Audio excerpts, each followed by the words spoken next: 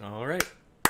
Looks like we are live. Hello, everybody. Simo here to welcome the new year with some new dinosaurs and quests in Path of Titans. And I am joined by the fantastic Deathlyrage and Jiggy. Say hello, guys. Hello. So, first off, here we're getting into the character selection. And let me see what new dinos we have available. Oh, we got Deinonychus, the Latin, which is the first dino we had in here. And then for herbivores, we got the Camptosaurus and the Struthiomimus. Nice. Right on, guys. I'm going to spawn in as a Deinonychus, because that is super cool. I love this dinosaur. That is perfect because that's exactly what I'm playing as right now. Father Fallen, right on. I love the randomly generated names you guys have in here. It's great. Yeah, sometimes it's a little bit hit or miss. Let me try again. What else can I get? Zaffiaro. Nice. Hate Brother. I'm definitely going with that one. I am the Hate Brother. So I see you guys got the Waystone here. Is that how you would spawn in on a Waystone if you have a friend at one? Yeah, that's a new Waystone button. We made it a little bit more clear, kind of what it is, and to people spawning in, it'll basically glow when you have an invite. Oh, sweet. All right, I'm just going to enter the world. Here we are. Entering Swamp Home Cave. Interesting. What's that mean?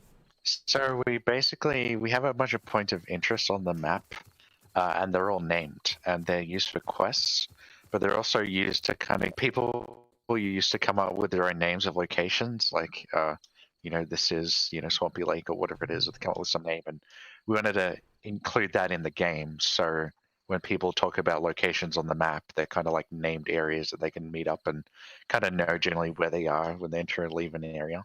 Oh, right on. Very cool. Like, is this something an Herbie could eat? Part of the right now it's just a quest item.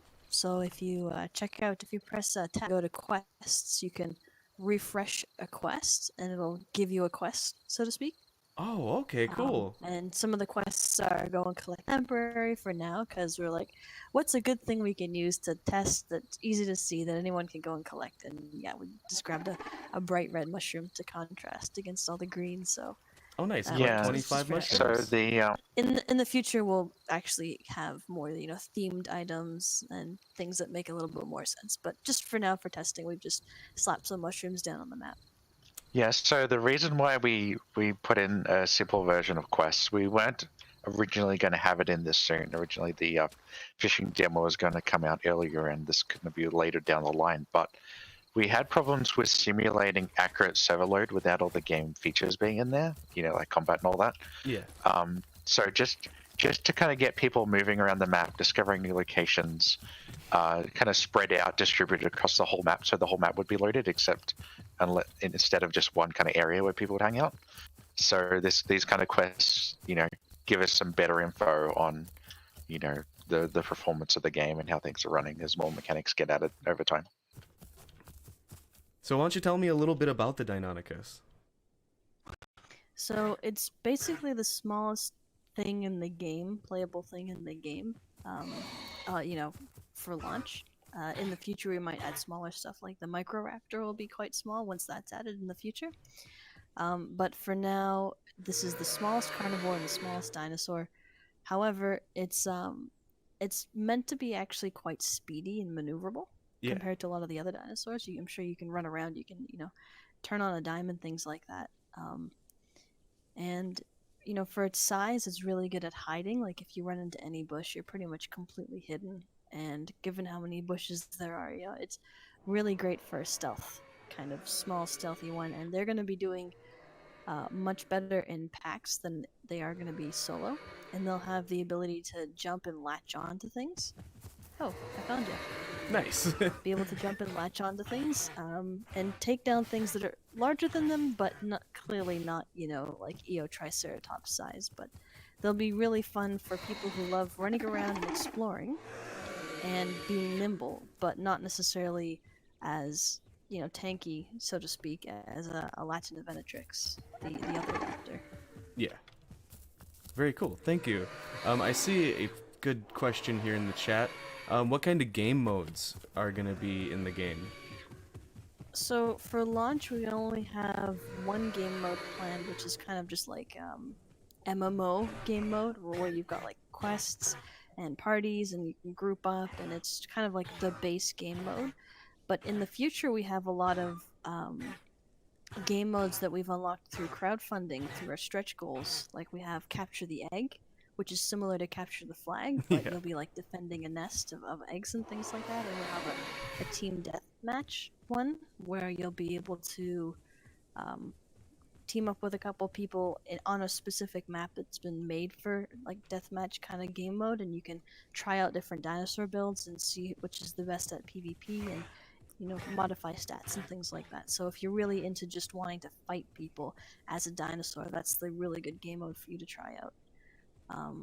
And we're also thinking, we also have territories where you'll be able to kind of do King of the Hill style game modes, and it's just, there's a lot of like really fun game modes that I think a lot of people will like if they're kind of done or bored of doing the MMO RPG style version of the game. They can kind of hop into that and still earn rewards and things like that can carry over to the MMO side of the game as well.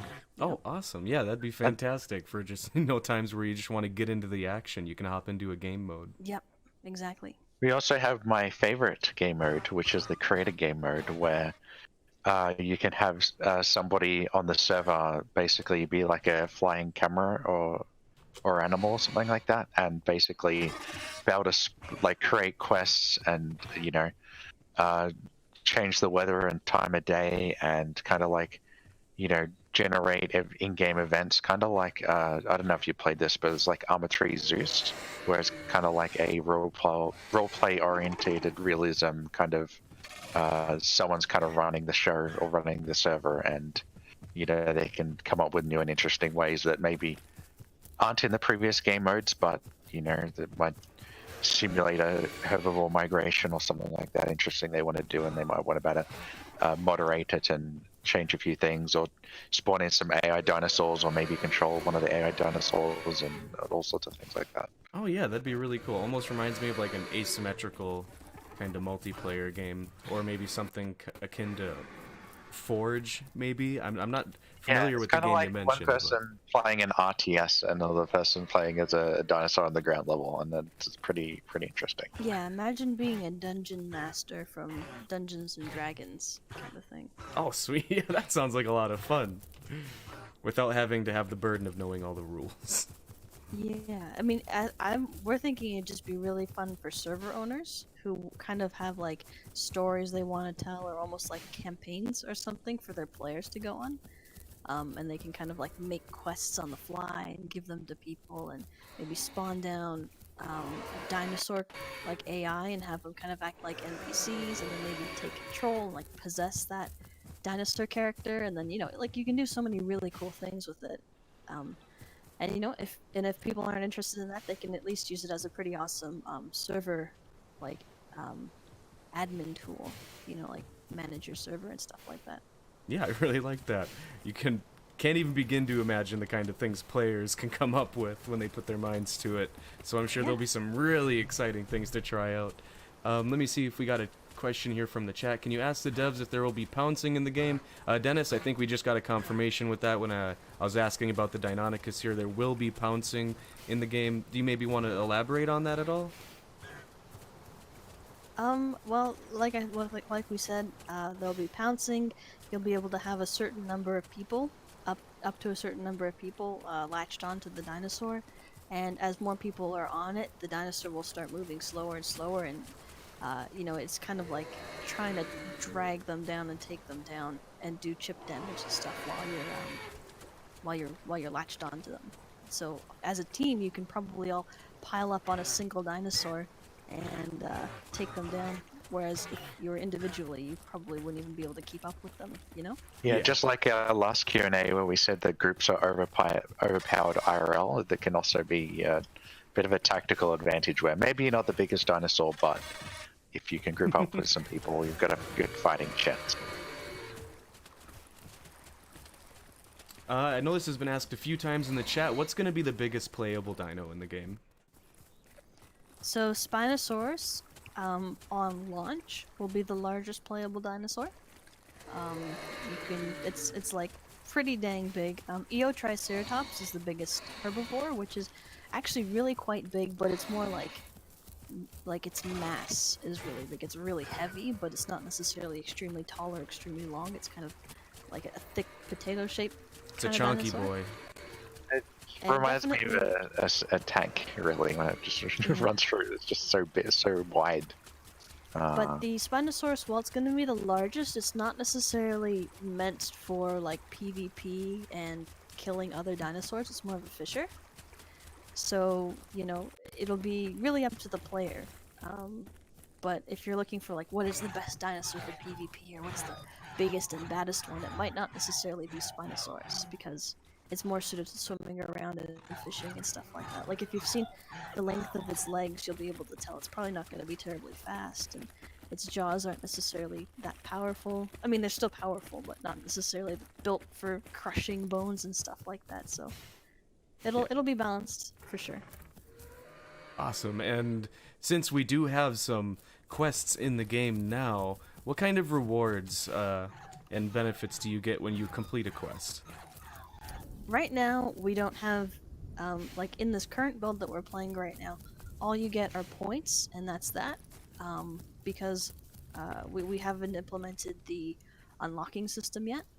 But in the future, we'll be unlocking, with your marks that you earn, you can spend them on unlocking more skins, so you'll only start the game with the default skin, and it's up to you to go and unlock the bigger and badder things, you know, cooler skins and things.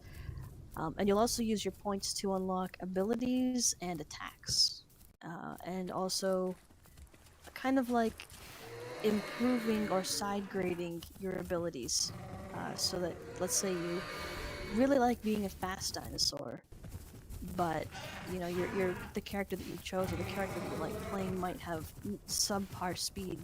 You might say, look, I'll spend a bit of points and upgrade my feet slot, you know, quote unquote feet slot, Yeah. to improve my speed, but maybe at the cost of my stamina doesn't recharge as quickly or something like that. So you're kind of picking and choosing your improvements for your dinosaur, but not outright making yourself better. So you're not outright leveling up. It's always a trade-off. Because, like, I think we mentioned this last stream that we did, but we don't really want there to be an outright imbalance in that if you've played for 20 hours, you're outright better than the player who's just started. We really want to try and keep that balance because otherwise it just rewards people who've just been playing forever and ever, and it's really hard to And catch up get to them. people left behind, you know what I mean? Like games that we just level forever and you keep leveling forever and keep getting Yeah, stronger. you kind of get like some power creep here. So yeah, that's what you'll be using your points for, and there'll be plenty of other things you can use with your points as well. You know, so it's, you know, like for example with the home caves, that you'll start out with just one single room in your cave, and you can actually spend your points to extend your cave out and add different kinds of rooms and unlock different like cool items inside of your home cave and stuff. So let's just basically imagine it as like currency, like you would in any other MMO, like gold or copper or silver. Imagine that. That's what these marks are for, and that's to upgrade your skills, get more cosmetic things, and improve your house, you know, your cave, stuff like that. I just wanted to note that just some of the mushrooms on the map are bugged, but that's fixed for the next patch. Yeah, I think see, if I've you been like trying either to come get that back one. and like come back in a minute or find a different one, like most of them work, but there's just like a I don't know, like a couple percent of them that are bugged out right now. It's bugged on Real Engine, but we're putting a workaround for it. Right on. Thank you. Yeah, I was like, how can I get this to work? Oh, hi, Struthy. God, they look so big compared to these Deinonychus. One question I thought was pretty good is, do you guys maybe want to talk a bit like on points where you're focusing on realism and other portions where you may be taking more liberties with the realism aspect of the game? Yeah, so First and foremost, for the game and as a team and as players, we think that having a fun game is more important than a realistic game. Like, fun will always come before realism, but that's not to say you can't have both. Now we are making an MMO, and there will be quests, and you will have players running around doing things, and inherently, because we're humans, we're never gonna actually behave quite like animals unless we actively try to like roleplay as that. Now we can try and encourage players to play in certain ways by giving them quests that, if you're a herbivore, please take this quest, and this quest asks you to go and forage for pine cones, let's say. And while you, as an actual human being, would be like, well, why the heck would I do that? But if you're incentivized by having a quest and you'll have a reward with some marks at the end, you'll actually look around and you'll see other players foraging for, pine cones in this case. And it kind of like helps with the immersion, so we can kind of direct player behavior by giving them a reason to act natural. Yeah. But that being said, for instance, there is the Waystone in this game, which is basically just a magic rock that teleports people. And like, the idea with something like that is, it is a game. We needed a way to be able to bring people from one area to another and make it really quick and easy, for gameplay reasons. Otherwise, it's just a gigantic map, and it's way too difficult to try and run across this giant map to try and meet each other. Yeah. Right? So we're like, hands in the air, this is what we have to do. We really want this functionality to be in the game, and may as well make it look kind of cool, if people are going to use that. Nice, I got a mushroom. Go ahead. Also, if realism is totally your thing, you should definitely like set up your own server, and basically we'll have like a scripting system where you can kind of tweak what kind of server roles you want to have.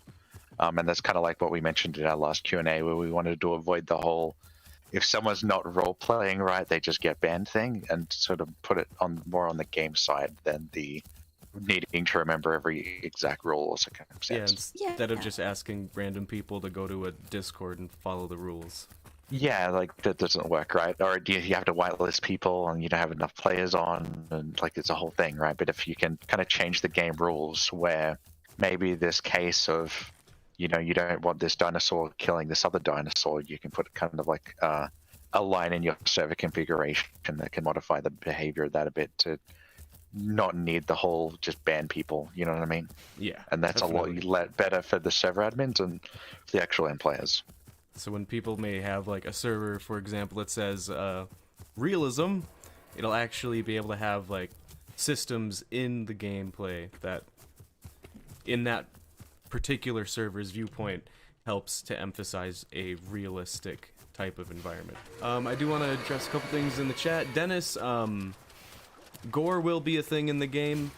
We talked about that before. It's going to be kind of like a chunk system. When you eat a body, it'll take like a piece out of it, I think, if I remember right there, Deathly.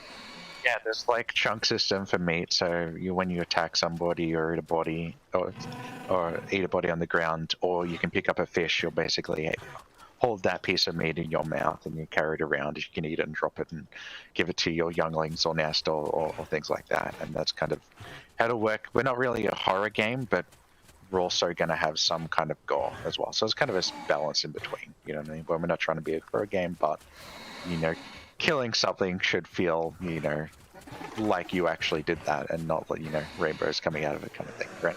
Yeah. Which just kind of goes on to like the more realism side of that thing. Like if you go murder a critter, we're gonna make you feel bad. You're gonna hear this death sound and this pile of blood, and you're gonna be like, maybe I shouldn't do that.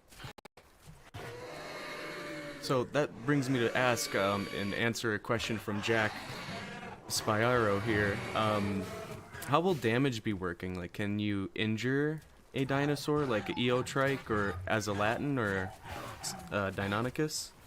I mean, you mentioned there was the pouncing, but elaborate on that, please. So we basically will have locational damage. So depending on where you attack, the damage may be different, right? So you obviously have your base damage stats per dinosaurs, and you have all the abilities and perks and things you can unlock. and then we balance that with where you're actually attacking, right? So, you know, some dinosaurs have like very vulnerable areas near where the neck is, and the other dinosaurs, you know, basically have some plating there that kind of protects them a lot more. So we'll be looking at where you're attacking and what dinosaur you are and how big you are and how much damage you have, and balancing that against, you know, how healthy the other dinosaur is and stuff like that. Okay, yeah, sounds pretty in-depth there. Locational damage from the start. Yeah, so basically, you know, we can detect when you bite somebody, hey, is this like some feathers on the, like maybe this isn't gonna like, you know, injure somebody, but maybe you're going after their legs, they might get a leg break near there, or if you're going after someone more vulnerable like the neck, and this is all gonna have to be set up per dinosaur. So a skilled player isn't necessarily like super strong from upgrades, it's more so that he knows kind of the right places to attack and where to focus and that kind of thing. Right. Yeah, they And tailor as someone their dino style to their gameplay. You're going to prioritize what areas and like what where you're facing and things like that. You know, like if your tail's less vulnerable and things like that, or you're going to swing it at somebody and you're really trying to protect the neck. That's you're going to play differently, especially if you have collision. You can't just run through somebody, because if you have locational damage without a collision, that's not going to be as effective as, okay, you have collision and locational damage and all this stuff scales, depending on the done. So you heard it, collision with locational damage, guys. So that also, would there be friendly fire in that case? For our combat system, currently the plan is that you can damage friendlies, but it'll probably be some kind of server option. So combat will be a lot more deliberate in terms of like there'll be some kind of targeting where you can like kind of target a dinosaur in the area you want to attack kind of thing. So it's less of a completely free-form left click bite, you know, more reactionary kind of combat we want to go for. Any updates on how nesting might be working? I think we'd addressed it in the previous Q&A, but is there any been? Yeah, I so think it was kind of up in the air still. It is a stretch goal. So we would love to add growth and nesting to the base game just because it's important for game playability reasons. So we'll definitely try to get that one done on time. We do have to balance. So growth will be based on quests and not necessarily over time, so that will definitely affect how nesting works. We'd also like you to be able to build the nest instead of just, you know, hitting a key and one kind of spawn. So maybe there's like a quest to build a nest and a quest to like raise a baby dinosaur, and or even like have a baby dino that's not even a player, more like an AI, right? That could be super interesting. Are there going to be any kind of climbing in the game? Like, So we do have the Microraptor stretch goal. We'll have be able to climb trees. Okay, cool. I think he has a glide as well. So you really? So you're like the smallest dinosaur in the game, but you have, you know, some tools there. You know what I mean? And that's kind of why we avoid the whole bigger dinosaur is better. You know what I mean? It's really different, not just clearly better.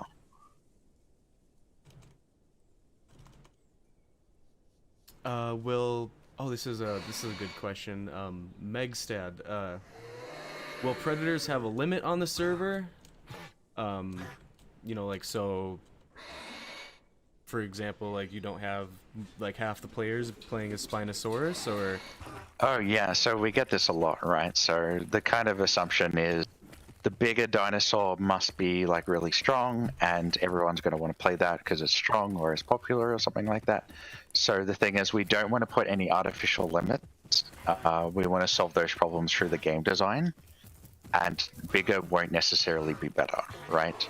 And we're also not trying to balance the popularity of all the dinosaurs evenly, right? So if everyone loves Spinosaurus, that's going to be awesome, right? But we might better compensate for that by spawning more AI to fill in kind of the gap players leave, right? So we understand that each dinosaur has a unique kind of play style, and people are going to prefer different ones. And where there's gaps in the play style, we'll look at hey, is there anything we're doing wrong or anything we could do better to kind of like, you know, if one of the dinosaurs has a bug and people don't play that one because it's bugged, then that's really important to fix, you know, to fix the whole popularity thing. But if all the dinosaurs are fine and people prefer certain playstyles, we can balance that through AI as well.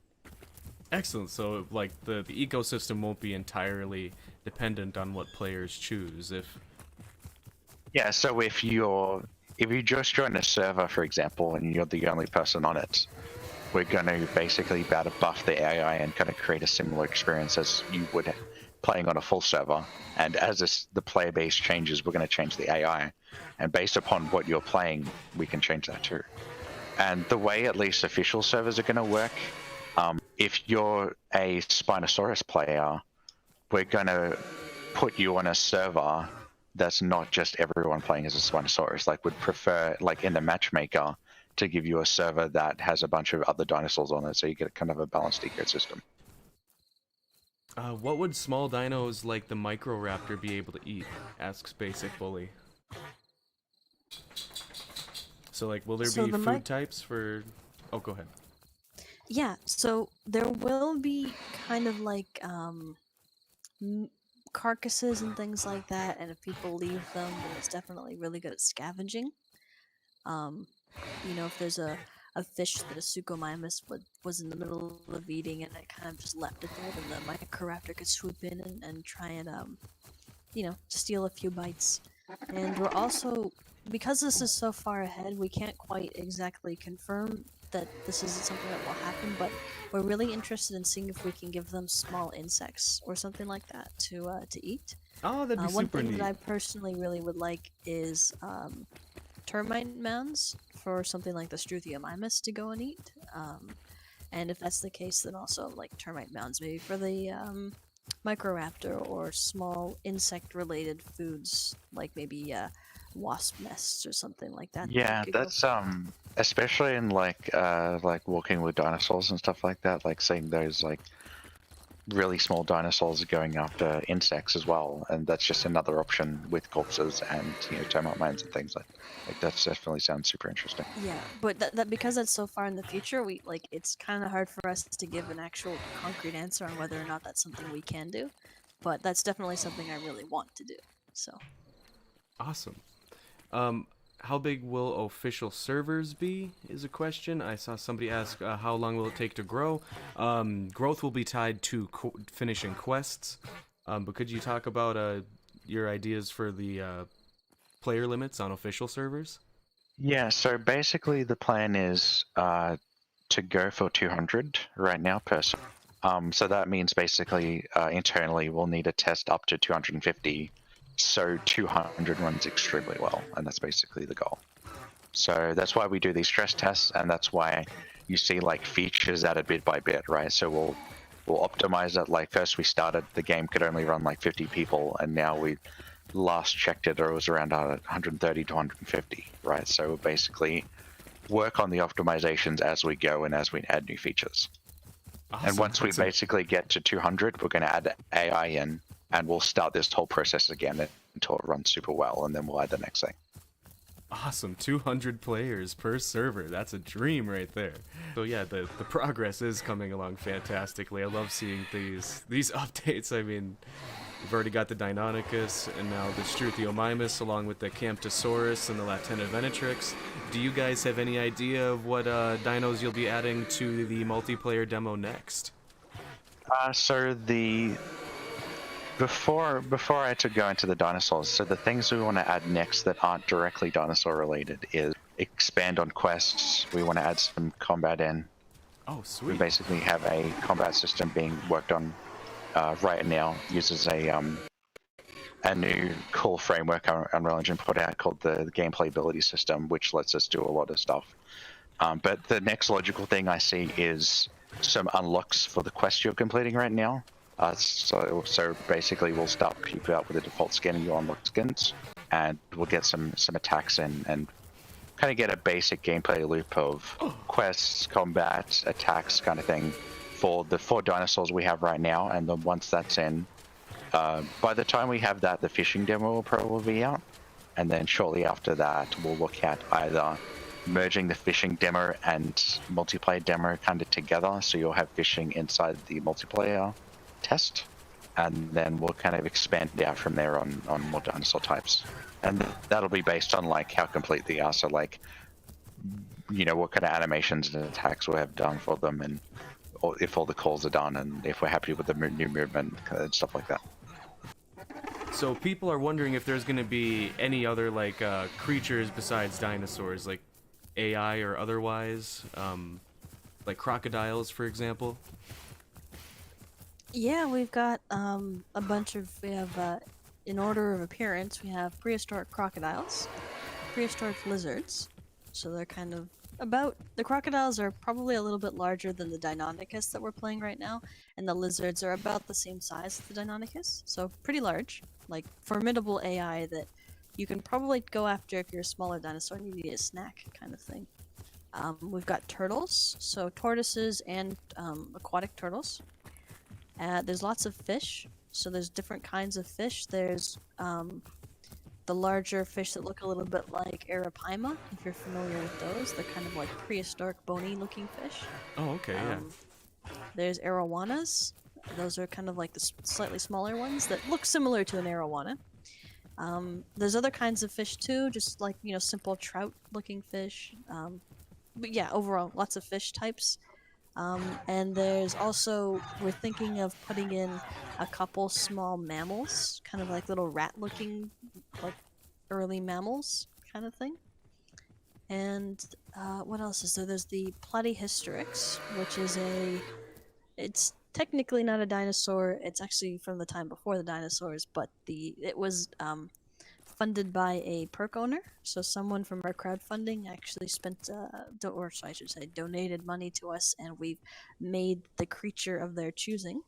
And the Platyhystrix basically looks like a very tiny Dimetrodon, or Dimetrodon, I should say, which is a reptile with a sail on its back. I'm sure if you Google it or look on our YouTube page on Path of Titans on YouTube, we actually have a little teaser video of it, and it's quite small and quite cute. So, you know. Awesome! I can't wait to check it out. I haven't seen it yet.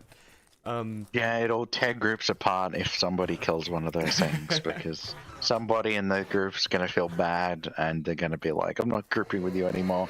You murdered this little creature." Red Orange, yes, there are going to be fish AI, and there will be a fishing demo coming up soon. So make sure you guys keep your eye out for that. Do you maybe want to tell us a little bit about the fishing demo? Yeah, it's it'll, like we mentioned though, it is a demo. Basically you'll spawn in as a Suchomimus, which is a big fisher dinosaur, and there'll be a little pond that you'll be able to run around in, swim around. You won't be able to leave the pond area because it's just meant to be a bit of a demo of the showcase of what you can do, but you'll be able to, you know, dive down, test out the swimming. If you manage to catch a fish, it'll be like put into your mouth and you'll be able to eat it.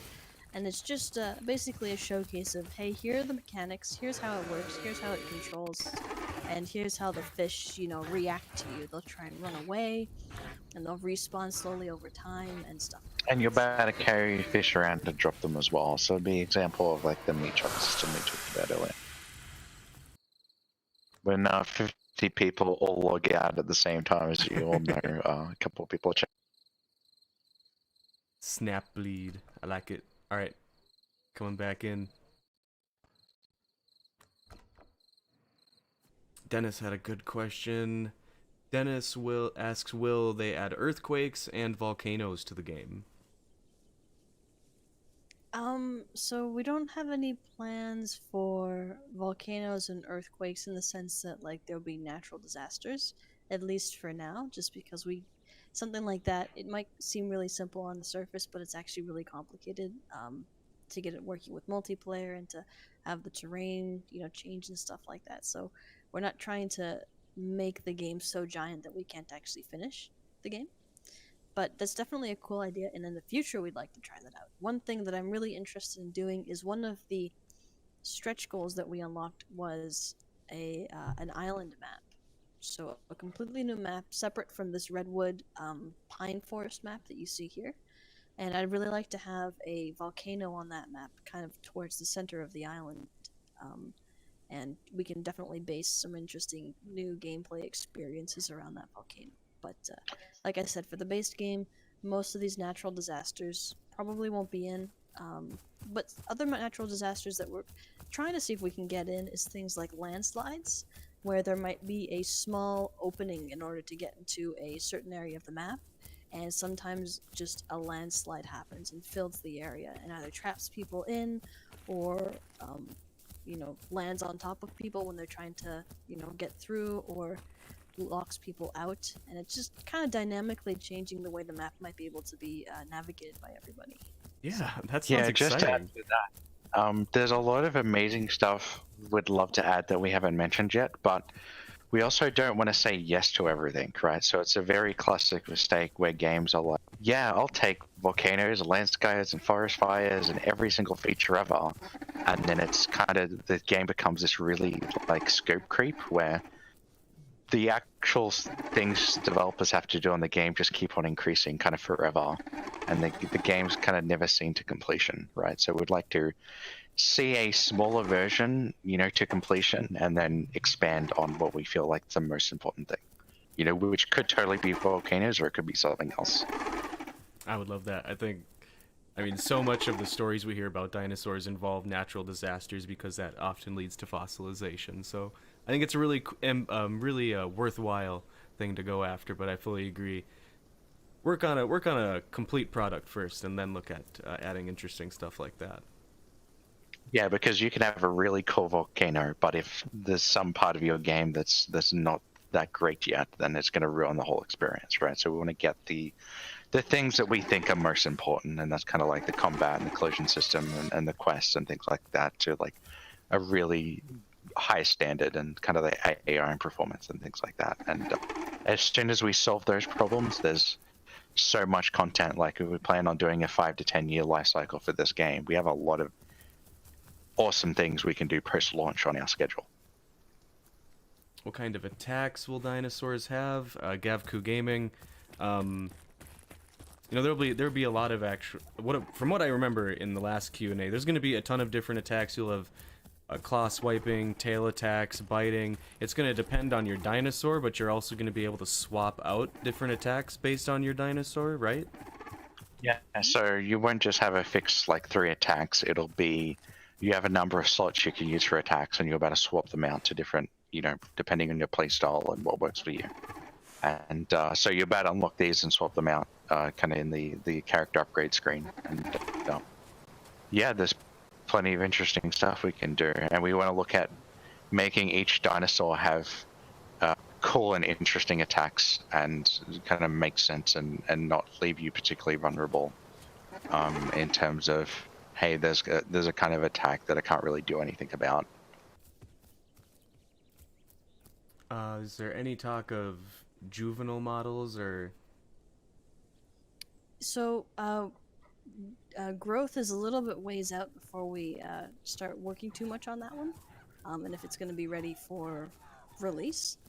But it will be seamless. It's used something called a blend shape. Actually, your dinosaurs currently have blend shapes. If you notice, they're actually blinking and breathing. So you can see their eyes actually move, not just the little white eyelid, the membrane over their eyes, but actually like the physical eyelid blinks and their chest and stuff moves. Yeah, I just saw it. Yeah, so that's something called a blend shape, or it depends. Lots of different software calls it different things, but in real, I think it's just a blend shape. And basically, if you can imagine that, but instead of just making your eye move or your chest get slightly bigger because you're breathing, it actually makes like your head get bigger and your feet get bigger and maybe your tail gets shorter or something like that. And then you can seamlessly transition between those two. So you can have baby model, which would basically just be the adult model, but scaled in such a way so that it's, the head is bigger, the eyes are bigger, the feet are bigger. Just depends on what the dinosaur's meant to look like, of course. But that would be how we're going to much as how it would be in real life. Yeah, that's how it would be in the future. And we're thinking of doing something like when you're born, you just have a really basic baby skin. And there's the colors that your character is going to have would be there, and then as you grow over time, it'll slowly transition you into your adult colors, just so it's easy to tell at a glance. You can see, hey, that person is, probably about this age, this stage kind of thing in their growth. And you can just look at them, other than their size, of course, as well.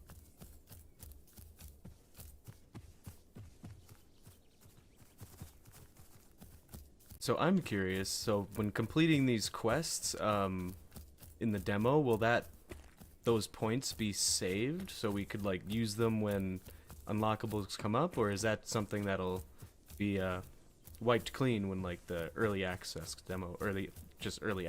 version of the game comes out?